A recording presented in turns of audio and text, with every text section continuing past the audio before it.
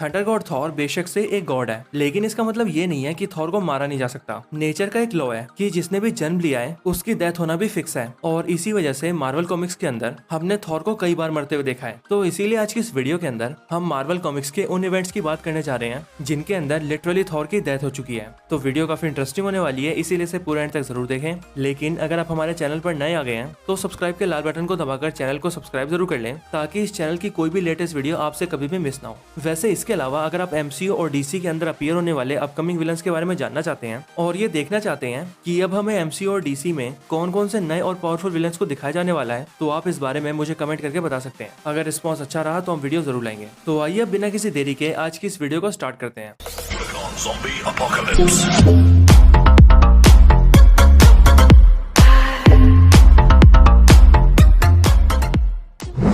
वैसे तो Marvel comics के अंदर थॉर की डेथ कई बार हो चुकी है, लेकिन आज हम उन 7 स्टोरी लाइन्स की बात करेंगे जो कि सबसे पॉपुलर स्टोरी लाइन्स रही हैं। तो आइए स्टार्ट करते हैं।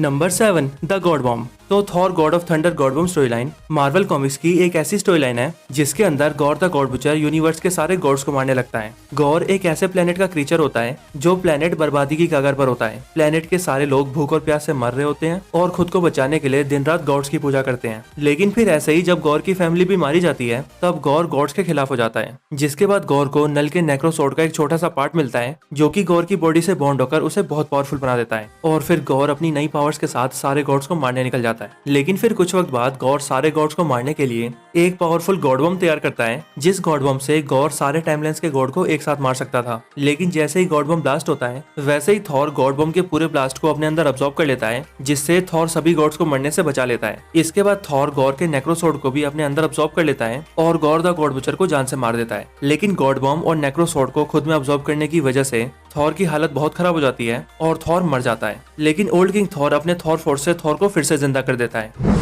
Number 6, Thor versus Beyonders. तो इस इवेंट के अंदर थॉर बियॉन्डर से फाइट करता है। इसकी शुरुआत तब होती है जब बियॉन्डर द लिविंग ट्रिब्यूनल को मार देता है, और फिर लिविंग ट्रिब्यूनल के मरते ही मल्टीवर्स का बैलेंस बिगड़ जाता है और मल्टीवर्स के सारे यूनिवर्सेस डिस्ट्रॉय होने लगते हैं। जिसके बाद यूनिवर्सल एवेंजर्स की टीम के मेंबर्स ये सब रोकने के लिए बियॉन्डर की तलाश करते हैं, और टीम के 3 मेंबर्स यानी कि थॉर, हाइपीरियन और स्टारब्रांड तीनों ही बियॉन्डर का सामना करते हैं और पूरी ताकत के साथ बियॉन्डर को रोकने की कोशिश करते हैं, क्योंकि बियॉन्डर खुद भी मल्टीवर्स को डिस्ट्रॉय करता जा रहा था। और फिर जब बियॉन्डर इन तीनों से फाइट करता है तब उसी फाइट के दौरान स्टार ब्रांड अपनी पूरी पावर्स का यूज करके बियॉन्डर को जान से मार देता है। लेकिन फिर जैसे ही बियॉन्डर के मरने की खबर बियॉन्डर रियाल्म के बाकी के बियॉन्डर्स को लगती है, तब वो ये जानकर बहुत गुस्सा हो जाते हैं कि कुछ बींग्स ने उनके रियाल्म के एक बियॉन्डर को मार दिया है। और फिर बियॉन्डर की मौत का बदला लेने के लिए बियॉन्डर रियाल्म से हजारों बियॉन्डर्स आ जाते हैं और वो सारे थॉर, स्टार ब्रांड और हाइपीरियन से फाइट करने लगते हैं। और क्योंकि इतने सारे बियॉन्डर्स के सामने थॉर और उसके साथियों की पावर्स कुछ भी नहीं होती, इसीलिए थॉर और उसके साथी उन बियॉन्डर्स के हाथों मारे जाते हैं। Number 5, Thor disassembled. तो थॉर डिसअसेंबल्ड एक ऐसी स्टोरी लाइन है जिसके अंदर हमें रैग्नारॉक के बारे में बताया गया है। रैग्नारॉक एसगार्डियंस की लाइफ और डेथ की वो साइकिल है जिसके अंदर सारे एसगार्डियंस मरते हैं और एक बार फिर से जिंदा हो जाते हैं। और जैसे ही ये एसगार्डियंस मरते थे वैसे ही एसगार्डियन गॉड्स के गॉड्स यानी कि शैडो गॉड्स इन सभी एसगार्डियंस की लाइफ फोर्स को अब्सॉर्ब कर लेते थे, और इन शैडो गॉड्स को the one who sit above all भी कहा जाता है। और जब इस बारे में थॉर को पता लगा कि रैग्नारॉक एक एंडलेस साइकिल है और इस रैग्नारॉक की वजह से जब एसगार्डियंस मरते हैं तब शैडो गॉड्स उनकी लाइफ फोर्स को कंज्यूम कर लेते हैं, तब ये जानते ही थॉर इन सबको रोकने की कोशिश करता है। और जब थॉर को ये पता लगता है कि इन सबको रोकने का सिर्फ एक ही तरीका है और वो है र्यून मैजिक को हासिल करना, फिर इसके बाद थॉर खुद को एक पेड़ से लटकाकर मार लेता है और र्यून मैजिक को हासिल करके बनता है र्यून किंग थॉर। जिसके बाद थॉर उस धागे को ही काट देता है जहां पर गॉड्स की किस्मत लिखी जाती थी, जिसके बाद रैग्नारॉक की एंडलेस साइकिल रुक जाती है। ऐसा करने से थॉर रैग्नारॉक को तो रोक देता है, लेकिन थॉर खुद तब भी जिंदा रह जाता है, जिसके बाद थॉर यूनिवर्स के साथ मर्ज हो जाता है और हमेशा के लिए यूनिवर्स का हिस्सा बन जाता है। Number 4, Thor Thanos team up. MCU के अंदर थॉर थैनोस से सबसे ज्यादा नफरत करता है, लेकिन मार्वल कॉमिक्स की एक स्टोरी लाइन के अंदर थंडर गॉड थॉर थैनोस के साथ टीम अप करता है। इस स्टोरी लाइन के अंदर एनहाइलस, जो कि मार्वल कॉमिक्स का एक बहुत ही पावरफुल विलन है, वो एडम वॉरलॉक पर कंट्रोल कर लेता है और फिर एडम वॉरलॉक की पावर्स को यूज करके वो पूरे यूनिवर्स को डिस्ट्रॉय करने लगता है। जिसके बाद यूनिवर्स के बचे हुए सारे सुपर हीरोज मून पर इकट्ठा होते हैं और एनहाइलस को हराने का प्लान बनाते हैं। लेकिन फिर तभी थैनोस भी उनके पास आता है और उन सभी सुपर हीरोज से कहता है कि एनहाइलस को हराने में अब वो भी उनका साथ देगा। जिसके बाद सभी सुपर हीरोज और थैनोस एनहाइलस को रोकने जाते हैं, लेकिन एनहाइलस एडम वॉरलॉक की पावर्स को यूज करके सारे सुपर हीरोज को मारने लगता है और सभी सुपर हीरोज को मारने के बाद सिर्फ थॉर और थैनोस ही बचते हैं। पर जब थॉर एनहाइलस को रोकने आता है तब एनहाइलस थॉर को भी जान से मार देता है।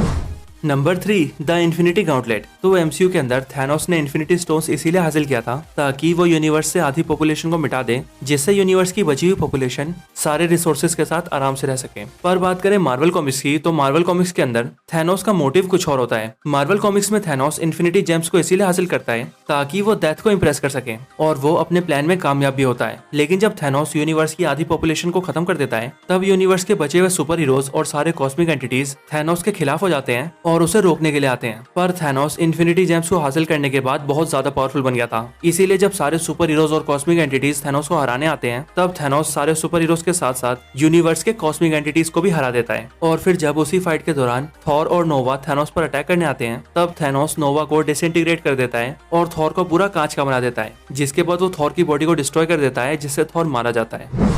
Number 2 fear itself. तो मार्वल कॉमिक्स की फियर इटसेल्फ स्टोरीलाइन के अंदर थॉर का सामना अपने फादर ओडिन के भाई कल से होता है। इस कहानी की शुरुआत तब होती है जब थॉर के फादर ओडिन खुद भी एक बच्चे होते हैं, क्योंकि उसी वक्त ओडिन का भाई कल मिडगार्ड यानी कि अर्थ पर आ जाता है और वहां जाते ही वो एक गहरी खाई के अंदर गिर जाता है, जिस वजह से कल की हड्डियां भी टूट जाती हैं। जिसके बाद कल और ओडिन के फादर बॉर कल को ढूंढने की बहुत कोशिश करते हैं, लेकिन जब बॉर को कल कहीं भी नहीं मिलता, तब सभी ये सोच लेते हैं कि कल मर चुका है। पर दूसरी तरफ कल इस इंतजार में होता है कि उसके परिवार का कोई ना कोई उसे लेने के लिए जरूर आएगा, लेकिन ऐसा कभी नहीं होता, जिस वजह से कल के अंदर अपने परिवार के खिलाफ ही नफरत पैदा हो जाती है। जिसके बाद जब कल बड़ा होता है, तब वो एसगार्ड जाता है और बॉर से कहता है कि उसे राजा बनाया जाए। कल एज में ओडिन से बड़ा होता है, इसीलिए कायदे से एसगार्ड का राजा कल को ही होना चाहिए था, लेकिन कल का रवैया देखकर बॉर उसे राजा बनाने से मना कर देते हैं, क्योंकि बॉर कल के अंदर की हेट्रेड को पहचान लेते हैं और वो समझ जाते हैं कि कल एसगार्ड का राजा बनने के लायक नहीं है। इसीलिए बॉर कल को एसगार्ड से बाहर निकाल देते हैं। जिसके बाद कल बॉर से फाइट करने लगता है, पर बॉर कल को हरा देते हैं। पर बॉर से हारने के बाद कल सालों बाद फिर से वापस आता है और इस बार वो अपने 7 बच्चे और अपनी पूरी आर्मी को साथ लेकर आता है। लेकिन इस वक्त पर बॉर की डेथ हो चुकी होती है और एसगार्ड के नए राजा ओडिन होते हैं। इसीलिए ओडिन और थॉर मिलकर कल और उसकी आर्मी को रोकने की कोशिश करते हैं, जिस बीच कल और थॉर के बीच बहुत ही खतरनाक फाइट होती है और उस फाइट के दौरान ही कल एक बहुत बड़ा सरपेंट बन जाता है। जिसके बाद अपनी पूरी पावर्स यूज करने के बाद थॉर कल को हरा तो देता है, पर थॉर की हालत भी बहुत बुरी हो जाती है। जिसके बाद थॉर अपने फादर ओडिन के हाथों में ही अपना दम तोड़ देता है और इस तरह से फियर इटसेल्फ स्टोरीलाइन के अंदर थॉर की डेथ हो जाती है। Number 1 Deadpool kills the Marvel universe. तो Deadpool kills the Marvel universe Marvel comics के अंदर एक ऐसी स्टोरी लाइन है जिसमें डेडपुल अकेले ही मार्वल यूनिवर्स के सारे सुपर हीरोज को मार देता है। ये स्टोरी लाइन मेन यूनिवर्स की नहीं बल्कि अर्थ 12101 की है। इस यूनिवर्स के अंदर डेडपुल पूरी तरह से पागल हो जाता है और एक एक करके सारे कैरेक्टर्स को खत्म करने लगता है और सभी को मारते मारते जब वो थॉर से मिलता है, तब थॉर अपना म्योनिर लेकर डेडपुल को रोकने आता है। लेकिन जैसे ही थॉर अपने म्योनिर को अपने पास बुलाता है, वैसे ही डेडपुल म्योनिर के ऊपर कुछ पिम पार्टिकल्स फेंक देता है, जिसकी वजह से थॉर का म्योनिर साइज में बहुत बड़ा हो जाता है और थॉर उसके नीचे दबकर मर जाता है।